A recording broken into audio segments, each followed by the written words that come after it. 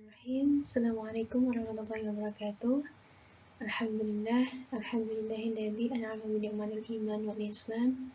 Wa nusalli wa sallim ala khairil anam sayyidina wa maulana Muhammadin sallallahu alaihi wasallam wa ala alihi wa sahbihi ajma'in. Alhamdulillah kita masih bisa dipertemukan melalui virtual. Dalam pembahasan kali ini, UV akan memaparkan mengenai tahap persiapan dakwah.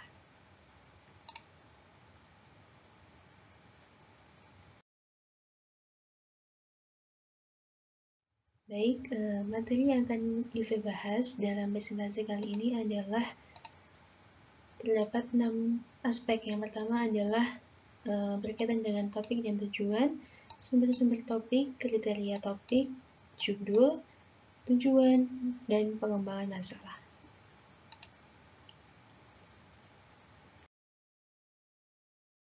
Langsung saja sebelum ke inti dari materi, alangkah baiknya kita mengenal terlebih dahulu. Sebenarnya apa sih jenis-jenis penyampaian dakwah itu jika dilihat dari siap tidak siapnya pemateri atau penyampai dakwah. Yang pertama adalah impromptu, yakni sistem yang digunakan dalam penyampaian dakwah secara konstan atau tiba-tiba. Nah, kelebihannya adalah mengungkapkan perasaan sebenarnya, sebab spontan dan memungkinkan senantiasa berpikir. Negatifnya adalah, atau dampak buruknya, penjelasan mentah dan tidak runtut, serta resiko demam panggung. Yang kedua adalah manuskrip, yakni metode penyampaian dakwah menggunakan naskah. Kelebihannya adalah ketepatan pemilihan kata, hemat kalimat, fasih berbicara, dan lebih aman. Sedangkan kekurangannya yakni kurangnya interaksi dengan mad'u, serta pembuatannya lebih lama. Yang ketiga adalah memoriter, yakni metode penyampaian yang menggunakan sistem ingatan. Kelebihannya adalah hampir sama dengan manuskrip karena dipersiapkan dengan baik, hanya saja berisiko besar jika ingatannya hilang. Yang keempat adalah ekstemporan, yakni persiapan pidato dengan membuat garis besar poin, kemudian dieksplorasi ketika melakukannya. Kelebihannya yakni interaksi dengan mad'unya dijalin cukup baik, namun kekurangannya kemungkinan penyampai dakwah itu bisa jadi terburu-buru dalam melakukannya. Nah, berkaitan dengan tahap persiapan dakwah tadi, aspek pertama adalah memilih topik dan tujuan. Sebelum berbicara, kita harus mengetahui apa yang kita sampaikan dan tingkah laku apa yang diharapkan dari khalayak kita. Misalnya ketika UV presentasi hari ini, sebelum UV presentasi otomatis UV menentukan topik apa yang akan dibahas. Lalu tujuannya seperti apa sih ketika UV telah melakukan presentasi tersebut. Topik dan tujuan itu sangat berkaitan erat. Contohnya bila menyampaikan ibadah tepat waktu misalnya, otomatis kita harus menceritakan hal-hal yang berhubungan dengan ibadah tersebut. Misalnya keutamaan mengerjakannya dengan segera atau sebaliknya.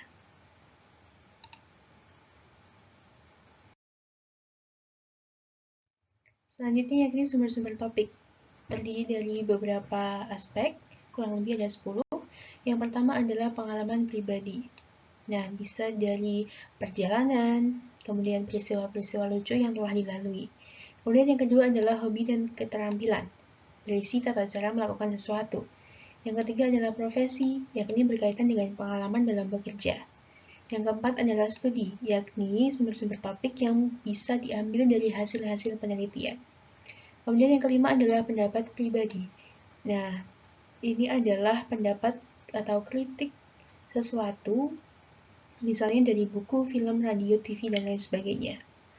Selanjutnya adalah biografi, yakni berisi pengalaman dari tokoh-tokoh yang terkenal. Kemudian, kejadian khusus, yakni bertepatan dengan perayaan atau peringatan sesuatu. Kemudian, peristiwa hangat. Sumber-sumber topik ini membahas tentang artikel, berita utama, surat kabar, berita trending yang sedang hangat dibicarakan. Sumber-sumber topik selanjutnya adalah minat khalayak, sehingga topik yang disajikan itu tidak jauh tidak jauh berhubungan dengan masyarakat. Misalnya topiknya rumah tangga, kesehatan, penampilan, dan lain sebagainya. Selanjutnya adalah masalah abadi, masalah yang tidak habis dibicarakan, karena memang terus berkembang. Misalnya ada agama, sosial, dan lain sebagainya.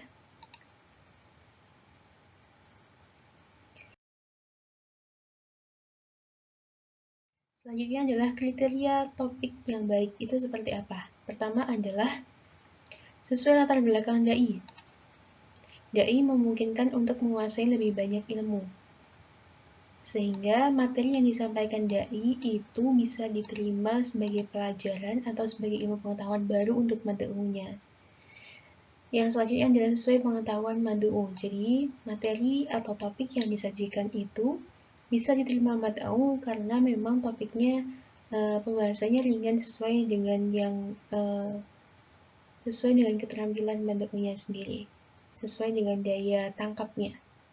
Selanjutnya adalah menarik minat dai.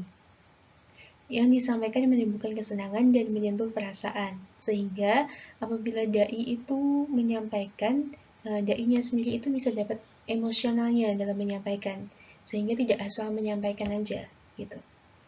Yang keempat adalah menarik minat mad'u. Bagaimana dai harus pandai dalam mengamati lingkungan yang sedang berkembang, sehingga mad'unya itu tidak bosan dalam mendengarkan topik bahasannya. Yang kelima adalah terang ruang lingkup dan pembatasannya. Jadi klasifikasinya itu jelas. Misalnya dari umum ke khusus gitu. Contohnya adalah misalnya kita mengambil topik tentang moralitas gitu. Otomatis moralitas itu terbagi menjadi banyak aspek lagi gitu. Misalnya moralitas kita, perlakuan kita terhadap orang lain, perlakuan kita terhadap Tuhan gitu. Yang mau diambil dari daisnya sendiri itu lebih condong kemana? Misalnya kalau kita ngambilnya moralitas perlakuan kita terhadap orang lain misalnya, berarti kita akan membahas sifat-sifat terpuji, tercela gitu. Dan pembatasannya jelas, jadi apa yang kita bahas itu lebih baik ke topik utamanya, jangan melebar ke topik yang tidak perlu dibahas gitu. Ditunjang dengan bahan yang lain, jadi dikaitkan dengan ilmu-ilmu lain, misalnya ilmu kesehatan, ilmu biologis, dan lain sebagainya. Terakhir adalah sesuai waktu dan situasi. Jadi topik yang disampaikan itu situasinya tepat. Misalnya saat peringatan Maulid Nabi, berarti topik yang dibawakan seputar dengan kelahiran Nabi.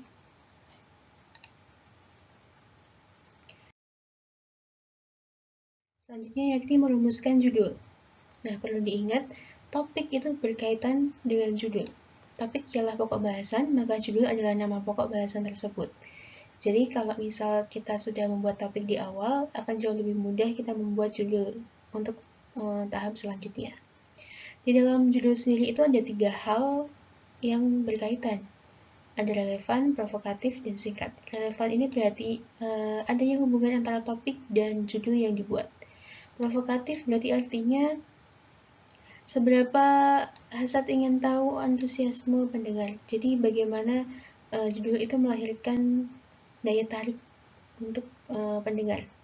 Kemudian yang ketiga adalah singkat. Jadi mudah ditangkap oleh pendengar, hemat kalimat sehingga ringan untuk diingat.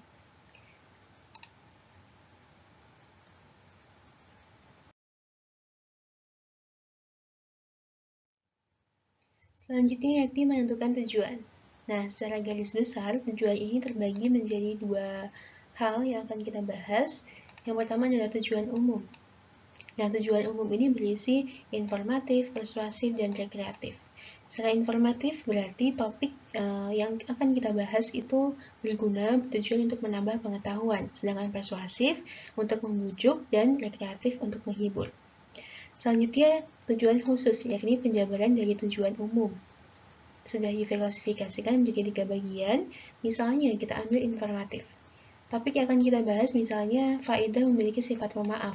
Judul yang bisa diberikan atau bisa diambil adalah pemaaf sumber kebahagiaan. Maka didapat tujuan khususnya yakni pendengar itu mengetahui bahwa dendam merupakan sifat gangguan jasmani dan rohani, sedangkan pemaaf mampu menenteramkan jiwa dan kesehatan. Selanjutnya yakni misalnya persuasif. Topik yang dibahas mungkin keuntungan mengikuti kelas pranikah. Judul yang bisa diangkat adalah kelas pranikah keluarga sakinah. Nah, tujuan khusus yang bisa diambil yakni pendengar bisa mendapatkan manfaat dari kelas tersebut, kemudian bisa menambah relasi. Selanjutnya adalah yang ketiga, rekreatif. Topik yang bisa diambil misalnya kelucuan hidup objek dakwah. Judul yang bisa diangkat mungkin ketika musim panen apakah beribadah. Nah, hal ini digunakan pendengar sebagai bahan hiburan dan bahan introspeksi diri gitu. Jadi ketiga aspek ini sebenarnya tidak harus dalam satu dakwah itu harus rekreatif aja enggak, tapi bisa diklasifikasikan atau bisa dikombinasikan. Jadi sekali dakwah itu bisa ada informatif, ada persuasif, ada rekreatif gitu, sehingga tidak monoton. Oke, pembahasan selanjutnya yakni berkaitan dengan pengembangan pembahasan. Dalam pengembangan bahasan itu terdapat 6 aspek yang perlu diperhatikan. Yang pertama adalah penjelasan. Otomatis dari topik yang akan kita bahas terdapat penjelasan-penjelasan. Nah, penjelasannya ini berisi definisi baik secara etimologi, secara pengertian asal mula, kemudian definisi dari para ahli, definisi contoh, uraian, bahkan definisi penolakan. Yang kedua yakni contoh. Nah, penyakit manusia itu adalah sukar menerima hal-hal yang abstrak, sehingga dai dituntut pandai-pandai dalam mengilustrasikan sehingga suatu gagasan itu bisa konkret, bisa jelas, bisa nyata, bisa diterima gitu. Bisa dilakukan dengan mengilustrasikan secara hipotesis maupun secara faktual. Kemudian yang ketiga adalah analogi, yakni membandingkan satu hal dengan hal yang lain. Bisa digunakan secara harfiah maupun kiasan. Secara harfiah berarti sama, misalnya perbandingan antara manusia dengan monyet, ya, katakanlah monyet ya, itu sama-sama mempunyai nenek moyang yang sama. Kalau misalnya kiasan berarti perumpamaan. Dalam Al-Quran sendiri, misalnya apabila manusia itu menafkahkan hartanya di jalan Allah, Allah akan melipat gandakan dari satu butir ke 7 butir ke 100 butir dan lain sebagainya perumpamaannya. Kemudian yang keempat adalah testimoni, yakni pernyataan ahli yang menunjang pembicaraan yang memperkuat. Yang selanjutnya adalah statistik, yakni berisi angka-angka atau data-data yang kredibel sebagai perbandingan kasus dengan yang lainnya. Kemudian selanjutnya dan yang terakhir adalah perulangan. Perulangan ini mampu memberikan kesan kuat dalam penyampaian. Jadi bisa disimpulkan bahwa semakin banyak atau semakin banyak perulangan dai, itu akan semakin besar persentase mad'unya itu untuk mengingatnya gitu. Nah, oke, baik. Ini sudah sampai ke slide terakhir ternyata. Mungkin cukup sekian yang bisa Yufri sampaikan, kurang lebihnya mohon maaf. Assalamualaikum warahmatullahi wabarakatuh.